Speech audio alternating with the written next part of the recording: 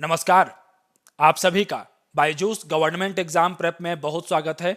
आज के इस सत्र में हम लोग 28 मार्च 2021 को द हिंदू समाचार पत्र में प्रकाशित प्रमुख समाचारों और आलेखों का विश्लेषण करेंगे। यह सत्र सिविल सेवा, प्रारंभिक परीक्षा और मुख्य परीक्षा दोनों के लिए ही लाभदायक है। आइए स्टूडेंट्स, देखते हैं आज के सत्र में हम किन किन विषयों को यहाँ पर संबोधित करेंगे। देखिए स्टूडेंट्स, सबसे पहले जो कल आप लोगों से अभ्यास प्रश्न पूछे गए थे मैं उनके उत्तर बताऊंगा। इसके बाद चीन और ईरान के बीच एक समझौता हुआ है करीब 25 वर्षों के लिए, उसकी हम लोग बात करेंगे। और इस बात का अंदेशा कई सारे विशेषज्ञ लगा रहे थे कि अगर ईरान के ऊपर में ऐसे ही प्रतिबंध आरोपित किए जाते रहे तो कहीं ऐसा ना हो कि यहाँ पर चीन को मौका मिल जाए, और वो दिखाई पड़ता है अब हम लोगों को। इसके अतिरिक्त अगला विषय होगा महिला अधिकारियों को सेना में स्थायी कमीशन। हालांकि इस संदर्भ में आदेश तो पिछले साल ही आ गया था, लेकिन यहाँ पर कुछ तकनीकी दिक्कतें सुप्रीम कोर्ट ने देखी हैं और उस संदर्भ में संज्ञान लिया गया है। इस विषय को भी हम लोग देखेंगे। तीस्ता नदी विवाद और बांग्लादेश मुक्ति संग्राम, इन दोनों घटनाओं का जो संबंध है ये बांग्लादेश के साथ में है, इस पर भी हम लोग अध्ययन करेंगे अपना। इसके अतिरिक्त स्वेज नहर चर्चा में है इस समय, एक जहाज की वजह से जो वहां पर फंस गया है। तो यहाँ पर हमारे परीक्षा के लिए कौन कौन से महत्वपूर्ण विषय हैं उनको हम लोग देखेंगे। फिर शैवाल की दो नई प्रजातियां मिली हैं, हिप्निया इंडिका और हिप्निया बुलाटा, इसको देखेंगे। भगोरिया उत्सव, फिर घोरामारा द्वीप जो कि बंगाल की खाड़ी में स्थित है, और फिर प्रारंभिक परीक्षा अभ्यास प्रश्न। स्टूडेंट्स, आज संडे है और संडे को हम लोग 10 प्रश्न रखते हैं आप लोगों के लिए जो कि स्टैटिक विषयों से संबंधित होते हैं। सत्र को अंत तक देखिए तो आपको ये अभ्यास प्रश्न भी देखने को मिलेंगे। इसके अतिरिक्त सबसे अंत में मुख्य परीक्षा अभ्यास प्रश्न को हम लोग देखेंगे और इन अभ्यास प्रश्नों को लिखने का क्या उचित तरीका हो इस पर भी चर्चा हम लोग करेंगे। आइए आगे बढ़ाते हैं आज के सत्र को। पहला जो प्रश्न है आपके सामने वो है, भारत के निर्वाचन आयोग के स्वीप कार्यक्रम का प्राथमिक उद्देश्य क्या है। स्टूडेंट्स, इसका उद्देश्य है मतदाता शिक्षा जागरूकता, इसको बढ़ावा देना। डी इसका सही जवाब है। लगभग 10 साल पहले इस कार्यक्रम को आरंभ किया गया था। इसका फुल फॉर्म आपको पता होना चाहिए, systematic voters education and electoral participation, ये इसका फुल फॉर्म है, इसको आप लोग ध्यान रखेंगे। आइए आगे बढ़ते हैं। अगला प्रश्न है, निम्नलिखित कथनों में से कौन से सही हैं। नंबर 1, साबर एवं लोढ़ा जनजातियां बिहार और झारखंड में पाई जा सकती हैं। जी नहीं, इनका संबंध जो है वो उड़ीसा और पश्चिम बंगाल के क्षेत्र से है, तो पहला वाला कथन गलत हो जाता है। दूसरा कथन है, लोढ़ा जनजाति को विशेष रूप से कमजोर जनजातीय समूह के रूप में वर्गीकृत किया गया है, यह बिल्कुल सही है। और मैं आपको यह बता दूं पीवीटीजी के बारे में। स्टूडेंट्स, मान लीजिए ये जो एक समूह है ये एक शेड्यूल्ड ट्राइब का समूह है, जनजातीय समूह है। अब इस जनजातीय समूह के अंदर में कई सारी जनजातियां हो सकती हैं।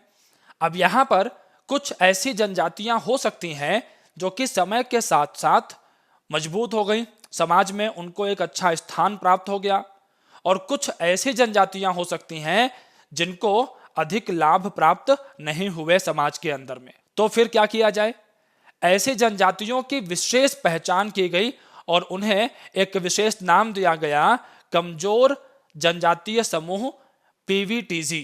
तो ध्यान रखेंगे लोढ़ा जनजाति का संबंध इसी से है। यहां पर कथन 2 सही हो जाता है, तो ये इसका भी सही जवाब है। संघर्ष प्रभावित टाइग्रे क्षेत्र किस देश में स्थित है, और इसका जवाब है इथोपिया में है।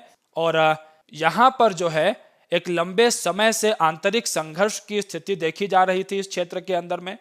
यहीं पर पड़ोस का एक क्षेत्र है इरिट्रिया, और इरिट्रिया की सेनाएं भी यहाँ पर इन्वॉल्व थी। ऐसे में इथोपिया ने इरिट्रिया के लोगों से बातचीत की, वहाँ के जो राष्ट्राध्यक्ष हैं, और इरिट्रिया इस बात के लिए सहमत हो गया है कि वो अपनी सेना को यहाँ से बाहर निकाल लेगा। दरअसल हुआ यह था कि टिग्रे के अंदर में कुछ अलगाववादी समूह काफी शक्तिशाली हो गए थे और उन्होंने स्वयं को एक स्वायत्त क्षेत्र घोषित कर दिया था, इथोपिया से एकदम अलग होने की दिशा में आगे बढ़ रहे थे। तो यहाँ पर एक आंतरिक संघर्ष आया था जिसमें इरिट्रिया भी शामिल हुआ था, लेकिन अब इरिट्रिया अपने आप को यहाँ से बाहर निकालने को सहमत हो गया है। आइए आगे बढ़ते हैं। जन स्वास्थ्य का विषय सातवीं अनुसूची की किस सूची के अंतर्गत है? तो इसका सही जवाब है राज्य सूची के अंतर्गत है ये। और अभी हाल ही में चर्चा इस बात की चल रही है कि इस विषय को समवर्ती सूची के अंदर में रखा जाए ताकि केंद्र और राज्य दोनों ही इस विषय में कानून बना सकें। अगला प्रश्न देखते हैं स्टूडेंट्स। नियर फील्ड कम्युनिकेशन के संदर्भ में निम्नलिखित कथनों में से कौन सा या से सही है या है? कथन एक है, यह एक संपर्क रहित संचार तकनीक है जो विद्युत चुंबकीय रेडियो क्षेत्रों का उपयोग करती है। बिल्कुल सही बात है। दूसरा है, एनएफसी उन उपकरणों द्वारा उपयोग के लिए निर्मित किया गया है जो एक दूसरे से 1 मीटर की दूरी पर भी हो सकते हैं। दरअसल यहाँ पर 1 मीटर की दूरी, ये गलत हो जाएगा। यहाँ पर जो दूरी होती है वो 4 सेंटीमीटर के आसपास रहती है, लगभग 4 सेंटीमीटर। दूसरा वाला कथन गलत है। एनएफसी संवेदनशील जानकारी भेजते समय एन्क्रिप्शन का उपयोग कर सकता है। बिल्कुल कर सकता है, ताकि इस जानकारी को कोई और चुरा ना सके। तो 1 और 3 यहाँ पर आपके सही जवाब हो जाते हैं। आगे बढ़ते हैं स्टूडेंट्स हम लोग यहाँ से, और जो अगला मुद्दा हमारे सामने है वो है China Iran sign a 25 year strategic pact. Page संख्या 12 से इसको लिया गया है। GS2IR के साथ में इसको हम जोड़ सकते हैं। आइए देखते हैं जरा पूरे विषय को। सबसे पहले आप इस मानचित्र को देख लीजिए। आपको ये पता होना चाहिए बहुत अच्छे से कि पश्चिम एशिया के क्षेत्र के अंदर में ईरान एक बहुत महत्वपूर्ण भू राजनीतिक स्थिति को ग्रहण करता है। आप यहाँ पर देख सकते हैं कि फारस की खाड़ी के साथ में ये जुड़ा हुआ है। इधर आप देख सकते हैं कैस्पियन सागर के साथ में जुड़ता हुआ दिखाई पड़ता है। ये स्ट्रेट ऑफ हार्मुज का क्षेत्र है और ये दुनिया के सबसे महत्वपूर्ण रणनीतिक बिंदुओं में से एक है। फारस की खाड़ी, गल्फ ऑफ ओमान, ये सारे आपस में जुड़ते हैं स्ट्रेट ऑफ हार्मुज के माध्यम से। ये दुनिया के सबसे महत्वपूर्ण ऊर्जा रास्ते से आकर के जुड़ जाता है। तो अब आप लोग इस बात को यहाँ पर समझिए कि अगर ईरान के अंदर में चीन का प्रभुत्व या चीन की जो पूंजी है उसका निवेश बढ़ना शुरू होता है, तो निश्चित रूप से पाकिस्तान के साथ में पहले से ही चीन के बड़े अच्छे संबंध हैं, ईरान भी उसके साथ में आ जाएगा, तो क्षेत्रीय शक्ति संतुलन निश्चित रूप से बिगड़ेगा। दुनिया के लिए तो यह खतरनाक संकेत होगा ही, भारत के लिए भी चिंता के विषय यहाँ पर आ जाएंगे, क्योंकि भारत के हित भी ईरान के साथ में जुड़े हुए हैं, चाहे वो चाबहार बंदरगाह का क्षेत्र हो, चाहे तेल की आपूर्ति के संदर्भ में हमारा यहाँ पर जो है संबंध हो। इसके अतिरिक्त अगर आप देखें तो यहाँ पर इसी फारस की खाड़ी के क्षेत्र के पास में UAE है, फिर ओमान है, यहाँ पर सऊदी अरब का क्षेत्र भी है, कुवैत का क्षेत्र भी है। निश्चित रूप से चीन अगर यहाँ तक पहुँचता है तो इस पूरे क्षेत्र के ऊपर में धीरे धीरे उसका प्रभाव तो बढ़ेगा ही। आइए मानचित्र को देखने के बाद में हम लोग थोड़ा सा यहाँ से और आगे बढ़ते हैं। देखिए संदर्भ ये है कि 25 वर्षों के लिए रणनीतिक समझौता हो गया है। चीन ने बोला है कि हम यहाँ पर बंदरगाह के अंदर में, ऊर्जा के अंदर में, परिवहन के अंदर में निवेश करेंगे, और ईरान को भी निवेश की आवश्यकता है क्योंकि महामारी के कारण उसकी अर्थव्यवस्था में काफी ज्यादा गिरावट आई है। इसके अतिरिक्त ईरान के ऊपर में जो प्रतिबंध लगाए गए अमेरिका के ऊपर में, उन प्रतिबंधों ने भी ईरान की आर्थिक स्थिति को और ज्यादा खराब कर दिया है। तो निश्चित रूप से उसे एक साथी की जरूरत है और वो कमी पूरी करता हुआ दिखाई पड़ रहा है यहाँ पर चीन। इसके बाद में हम लोग अगर देखें यहाँ पर, तो ये बात मैंने अभी अभी बता दी है आप लोगों को, और इन्हीं सब की वजह से ईरान का बीजिंग की तरफ झुकाव लगातार बढ़ता हुआ चला जा रहा था। और हम लोग इस बात को यहाँ पर देखते हैं कि इन दोनों के आर्थिक और सामरिक हित यहाँ पर मेल खाते हैं। इसके अतिरिक्त ईरान को एक अतिरिक्त लाभ यहाँ पर मिल सकता है, और वो लाभ ये मिल सकता है कि चीन सुरक्षा परिषद का स्थायी सदस्य है। तो अगर सुरक्षा परिषद के अंदर में ईरान के विरोध में कोई प्रस्ताव लाया जाता है तो चीन अपनी वीटो शक्ति का इस्तेमाल करके ईरान को बचा भी सकता है। तो ये एक अतिरिक्त लाभ है, जैसा कि चीन ने करके दिखाया है पाकिस्तान के संदर्भ में, एक नहीं कई बारी इस बात को किया है। आगे बढ़ते हैं स्टूडेंट्स। अब यहाँ पर चीन और रूस अमेरिका से लगातार ये कह रहे हैं कि JCPOA, बहुत बार चर्चा हुई है स्टूडेंट्स इसके बारे में, ये परमाणु समझौता हुआ था ईरान के साथ में JCPOA के नाम से। तो अब चीन और रूस जो है अमेरिका से ये कह रहे हैं कि वो ईरान के साथ ये जो समझौता था JCPOA का, बिना किसी शर्त के वापस लौट करके इसमें आप आ जाइए। इसके अतिरिक्त ईरान पर से प्रतिबंधों को तुरंत हटाया जाए और क्षेत्रीय शांति के लिए एक मंच की स्थापना की जा सकती है, जहां पर चीन, रूस और ईरान जो है अमेरिका के साथ मिल करके यहां पर एक संतुलन की राह पर आगे बढ़ सकते हैं। आइए स्टूडेंट्स, अगले समाचार को देखते हैं। समाचार है permanent commission for women in army. इस समाचार को पेज संख्या 14 से लिया गया है। इसको हम लोग GS1 सोशल इश्यूज के खंड के साथ में जोड़ सकते हैं। देखिए, उच्चतम न्यायालय ने सेना में शॉर्ट सर्विस कमीशन में महिला अधिकारियों को स्थायी कमीशन दिए जाने का निर्देश दिया था। ये बात पुरानी है। अब यहां से सेना में महिलाओं को स्थायी कमीशन दिए जाने का रास्ता तो खुल गया था, लेकिन जो प्रक्रिया यहां पर अपनाई जा रही थी सेना के द्वारा, सुप्रीम कोर्ट ने इस प्रक्रिया को भेदभावपूर्ण बताया है। आइए देखते हैं इससे जुड़े हुए अन्य महत्वपूर्ण बिंदुओं को। यहां पर सुप्रीम कोर्ट ने यह कहा कि लिंग के आधार पर महिला अधिकारियों की क्षमताओं में बाधा उत्पन्न करना न सिर्फ एक महिला के रूप में बल्कि भारतीय सेना के एक सदस्य के रूप में भी उनकी गरिमा का अपमान है। सुप्रीम कोर्ट ने यहां पर यह बात भी कही कि सेना ने मेडिकल के लिए जो नियम बनाए हैं वो नियम महिलाओं के साथ भेदभावपूर्ण रवैये को दिखाते हैं। अब यहां पर जस्टिस चंद्रचूड़ की अध्यक्षता वाली बेंच इस पूरे मामले को देख रही थी और उन्होंने इस बात को यहां पर देखा कि अनुच्छेद 14 के अंदर में जो समानता के अधिकार दिए गए हैं, सेना जो रणनीति अपना रही है यहां पर महिला अधिकारियों के संदर्भ में, वो उस सिद्धांत का उल्लंघन है। अब यहां पर चंद्रचूड़ साहब ने इस बात को भी कहा कि ये जो दलीलें दी जा रही हैं कोर्ट में, ये विचलित करने वाली हैं कि शारीरिक सीमाएं हैं महिलाओं की जो सामाजिक स्थिति है वो पुरुषों से भिन्न है। तो ये सब चीजें जो है भेदभावपूर्ण है कि अगर कोई महिला अधिकारी ऐसे मानदंडों को पूर्ण कर रही है जो उस अधिकारी के पद के लिए आवश्यक हैं, तो फिर उनको नियुक्ति मिलनी चाहिए, उनके साथ में भेदभाव नहीं होना चाहिए। आगे बढ़ते हैं स्टूडेंट्स हम लोग अगले समाचार की तरफ, और इस समाचार का संबंध पेज संख्या 1 और 9 के साथ में है, GS2 IR के साथ में इसको हम लोग जोड़ सकते हैं। समाचार है millions depend on Teesta, Hasina tells Modi. आगे बढ़ते हैं हम लोग यहां से। अब यहां पर तीस्ता नदी के संदर्भ में हम लोग बात करने जा रहे हैं। तीस्ता नदी जिसका जो उद्गम है ये हिमालयी क्षेत्र से होता है, सिक्किम के पास के क्षेत्रों से, और ये नदी भारत और बांग्लादेश दोनों में इसका जो है बेसिन स्थित है। और इसका जो निचला क्षेत्र है इस नदी का वो मुख्य रूप से बांग्लादेश के अंदर में ही है, और बांग्लादेश के अंदर में एक बड़ी आबादी पानी की पूर्ति के लिए, सिंचाई की पूर्ति के लिए इस नदी के ऊपर में निर्भर करती है।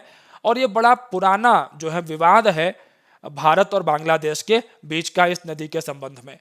अब अगर आप लोग इस मानचित्र से इस बात को समझने की कोशिश करें तो यहाँ पर कहीं से इस क्षेत्र से जो है इस नदी का उद्गम है, और अगर आप देखें तो इसका जो निचला क्षेत्र आपको दिखाई पड़ेगा वो मुख्य रूप से बांग्लादेश के अंदर में आपको दिखाई पड़ेगा, और बाद में बांग्लादेश के अंदर में ही ये ब्रह्मपुत्र नदी से जाकर के मिल जाती है। और ये बात हम सभी लोग जानते हैं कि बांग्लादेश दुनिया भर के अंदर में सबसे घने बसे क्षेत्रों में से एक है, तो निश्चित रूप से पानी की जो एक जरूरत है वो भी बहुत अधिक होगी। अच्छा, इसके पड़ोस में हमारा जो है पश्चिम बंगाल वाला क्षेत्र है। अब हमारे साथ समस्या ये है कि पश्चिम बंगाल के अंदर में भी एक बड़ी आबादी इस नदी के जल पर निर्भर करती है।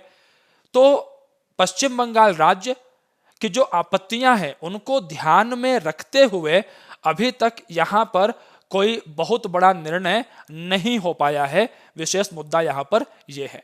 आइए जरा कुछ और विषय भी देखते हैं जुड़े हुए इससे। जैसा कि मैंने अभी आप लोगों को बताया कि जो इस नदी की उत्पत्ति है वो हिमालय के क्षेत्र से है, सिक्किम तथा पश्चिम बंगाल से होकर असम में ब्रह्मपुत्र नदी जो कि बांग्लादेश में जमुना के नाम से जानी जाती है उसमें जाके मिल जाती है। बांग्लादेश में करीब 2800 वर्ग किलोमीटर के क्षेत्र को तीस्ता कवर करती है, और तीस्ता नदी में जो है उत्तर बंगाल का जो क्षेत्र है वहां पर भी करीब आधा दर्जन ऐसे जिले हैं जिनकी जीवन रेखा है ये नदी। 2011 की हम लोग बात करें तो भारत और बांग्लादेश के बीच एक संधि होने ही वाली थी, लेकिन उस मंत्री रही ममता बनर्जी, उन्होंने जो आपत्तियां दर्ज कराई थी उनकी वजह से समझौता रद्द कर दिया गया था।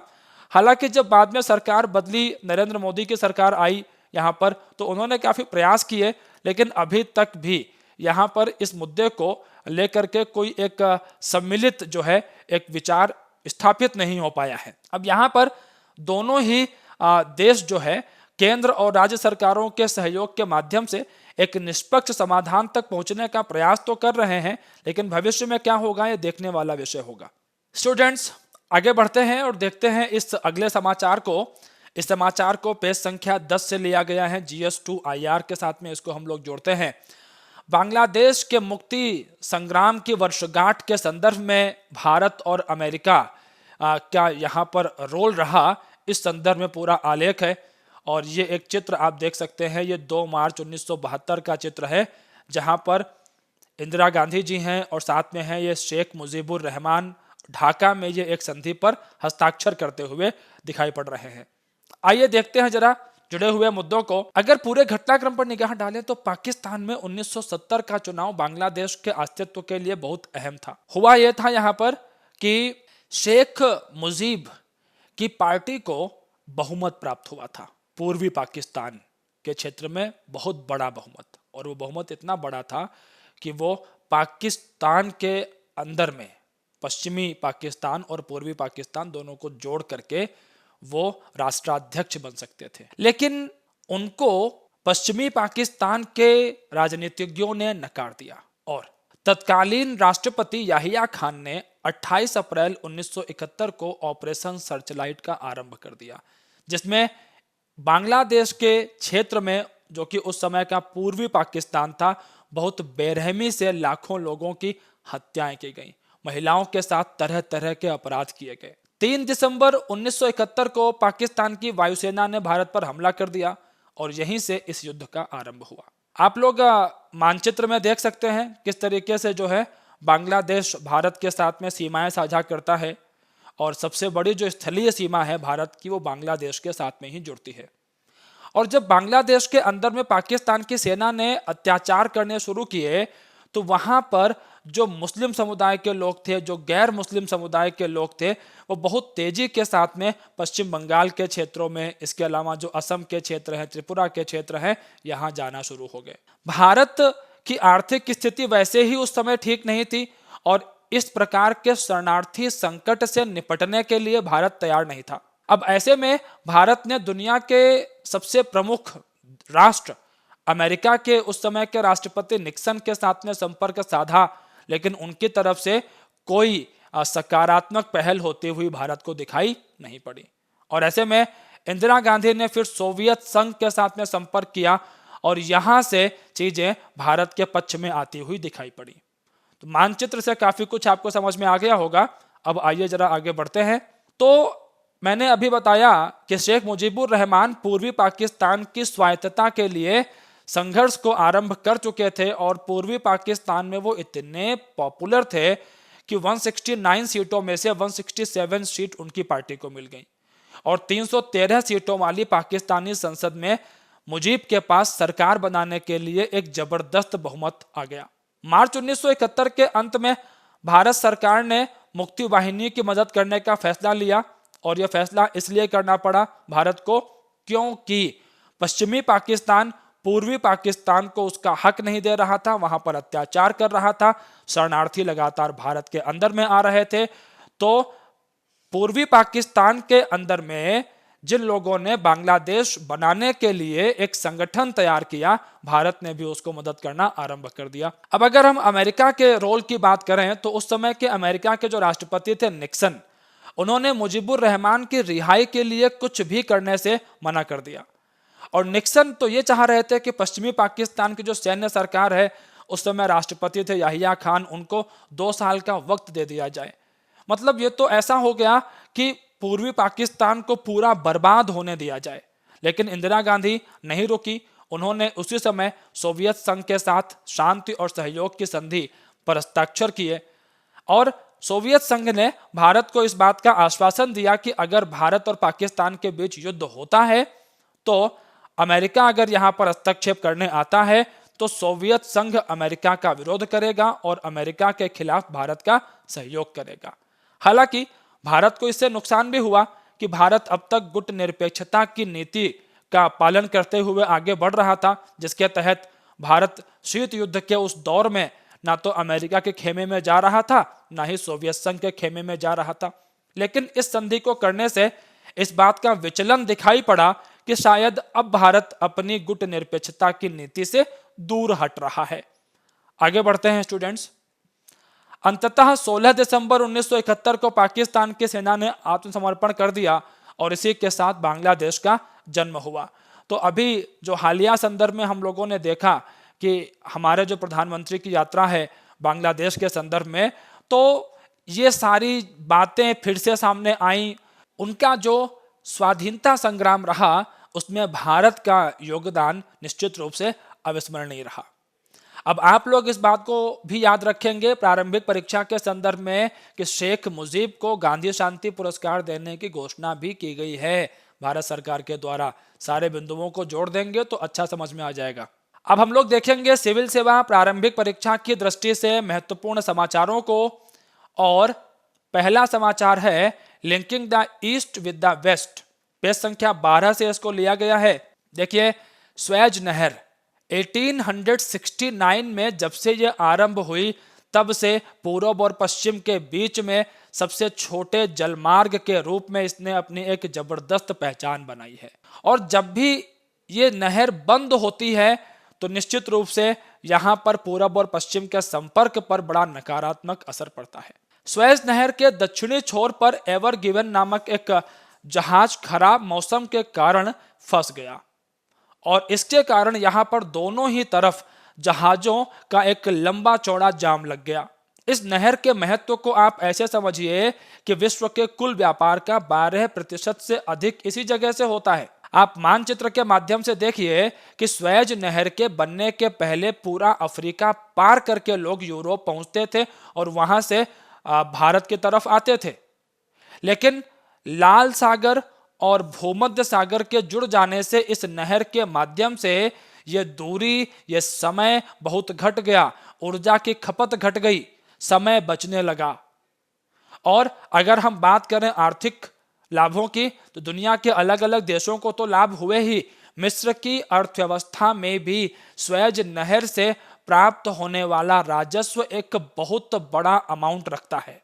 आइए देखते हैं कुछ और बिंदुओं को। यहाँ पर यह बात मैंने अभी बता दी आपको अर्थव्यवस्था के संदर्भ वाली। मिस्र ने 2015 में यह बात कही थी कि 2023 तक वो स्वेज नहर का विस्तारीकरण करेगा ताकि इसका जो जहाज उपयोग करते हैं उनकी संख्या को बढ़ाया जा सके।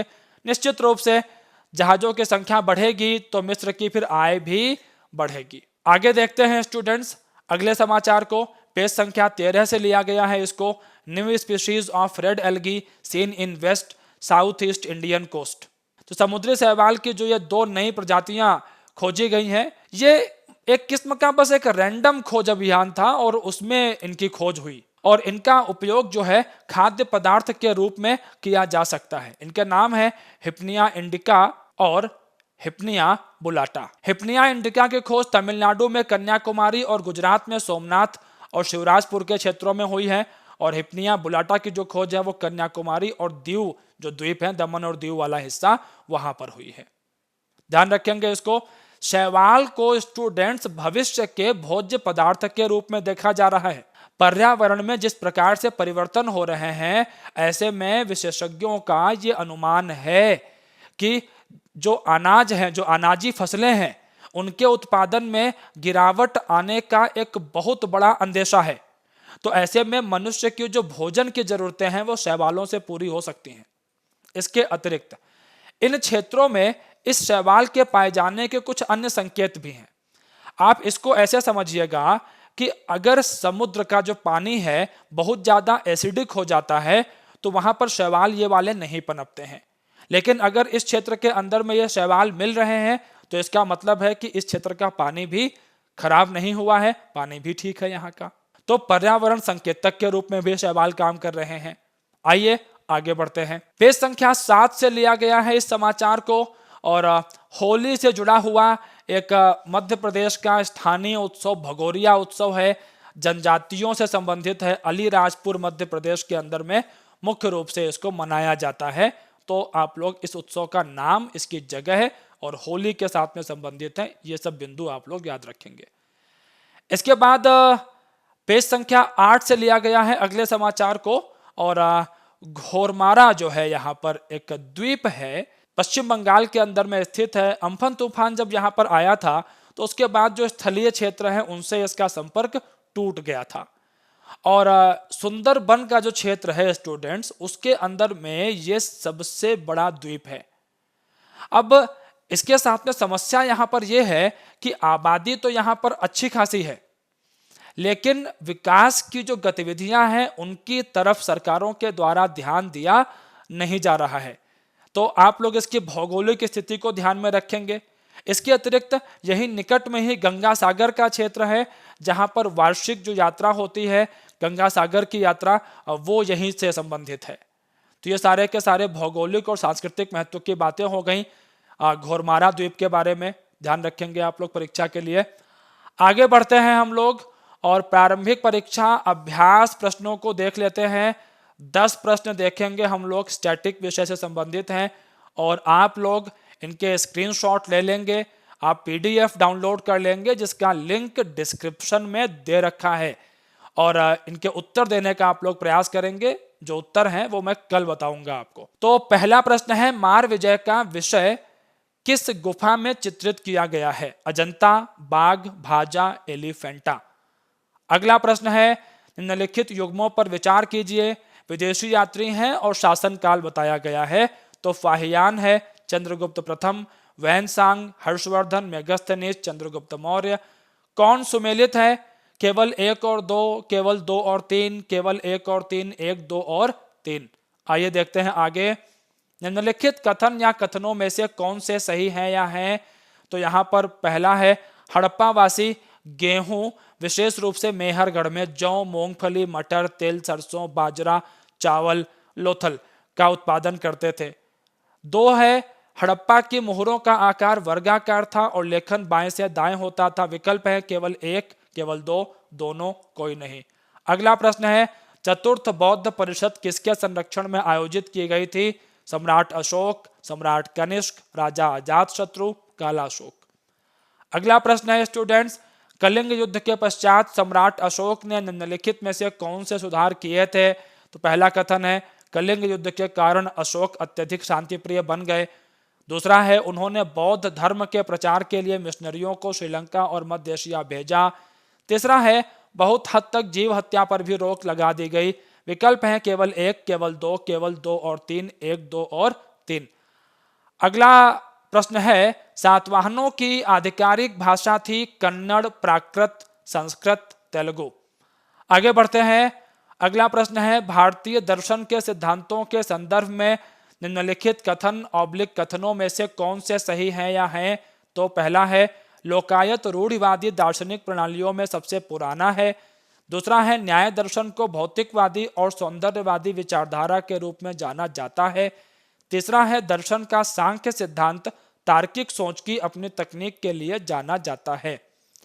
विकल्प है यहाँ पर केवल 1 और 3, केवल 2, कोई नहीं, या केवल 3। आगे बढ़ते हैं स्टूडेंट्स। निम्नलिखित कथनों पर विचार कीजिए। कर्नाटक में जैन धर्म के प्रसार का श्रेय उन्हें जाता है। दूसरा है, उन्होंने अपना सिंहासन त्याग दिया और अपने जीवन के अंतिम वर्ष कर्नाटक में एक जैन तपस्वी के रूप में बिताए। उपर्युक्त कथन संदर्भित करता है हर्ष को, समुद्रगुप्त को, कुमारपाल या फिर चंद्रगुप्त मौर्य। अगला प्रश्न है, इंडो ग्रीक के संदर्भ में निम्नलिखित कथन या कथनों में से कौन से सही हैं या हैं? तो पहला है, इंडो ग्रीक सिक्के जारी करने वाले भारत के पहले शासक थे। दूसरा है, अधिकांश इंडो ग्रीक राजा बौद्ध थे और उनके शासनकाल में बौद्ध धर्म का व्यापक प्रसार हुआ था। विकल्प है स्टूडेंट्स केवल 1, केवल 2, दोनों, या कोई नहीं। अगला प्रश्न है, माइक्रोलिथ मतलब छोटे उपकरण, यह किस काल की विशेषता थे? पुरा पाषाण काल, मध्य पाषाण काल, नवपाषाण काल, ताम्र पाषाण काल। आगे बढ़ते हैं स्टूडेंट्स और देखते हैं मुख्य परीक्षा अभ्यास प्रश्न को। पहला प्रश्न है, भारत और बांग्लादेश के संबंधों पर नवीन परिदृश्य में चर्चा कीजिए। 250 शब्द, 15 अंक। और अगर उत्तर की संरचना की हम लोग बात करें तो सबसे पहले आप लोगों को यहाँ पर भारत और बांग्लादेश के संबंधों का परिचय देना होगा। उसके बाद में आपको यहाँ पर बताना होगा कि बांग्लादेश का जो स्वाधीनता संग्राम है वो किस प्रकार से आगे बढ़ा, भारत का उसमें क्या योगदान रहा।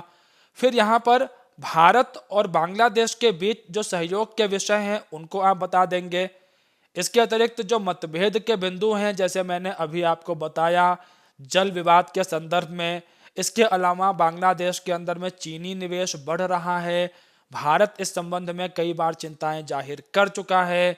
फिर भू राजनीतिक समीकरणों की भी हम लोग यहाँ पर बात कर सकते हैं, चाहे हम रोहिंग्यास की बात करें, चाहे हम म्यांमार के साथ जोड़ दें इन चीज़ों को, चीन के साथ निश्चित रूप से हम जोड़ेंगे ही जोड़ेंगे इन विषयों को। तो इन सारे बिंदुओं को एक साथ लिखते हुए आप इसके मुख्य भाग को पूर्ण करेंगे। निष्कर्ष में आप इस बात को ध्यान रखेंगे कि ये कथन पड़ोसी बदले नहीं जा सकते हैं। इसके आलोक में आप इस पूरे उत्तर का समापन करेंगे कि देखिए जो भी विवाद हो सकते हैं, जो भी नया परिदृश्य हो सकता है, तो उन सारे मुद्दों को आपसी बातचीत से, आपसी सहमति से ही सुलझाया जा सकता है। एक दूसरे को अनावश्यक रूप से विवाद में अगर हम फंसाएंगे तो संबंध सिर्फ बिगड़ेंगे, वो अच्छे नहीं हो सकते हैं। आइए आगे बढ़ते हैं, अगले प्रश्न को देखते हैं। यहाँ पर अगला प्रश्न है, ईरान का चीन के साथ 25 वर्षों के लिए सामरिक संधि करना किस प्रकार से क्षेत्रीय शक्ति संतुलन को प्रभावित करेगा। 150 शब्द और 10 अंक। उत्तर की संरचना की बात करते हैं स्टूडेंट्स, तो ईरान की जो वर्तमान स्थिति है उसका आप अवलोकन करेंगे, जो इसकी भौगोलिक स्थिति है, उसका जो राजनीतिक महत्व है, सामरिक महत्व है, उससे जोड़ देंगे इसको। इसके बाद मुख्य भाग में चीन पश्चिम एशिया में एक बड़ी भूमिका निभाना चाहता है। चीन के जो वैश्विक हित हैं वो यहाँ पर आकर के जुड़ते हैं। जो बेल्ट एंड रोड इनिशिएटिव है उसके साथ में भी आप जोड़ देंगे तो कोई समस्या नहीं आएगी।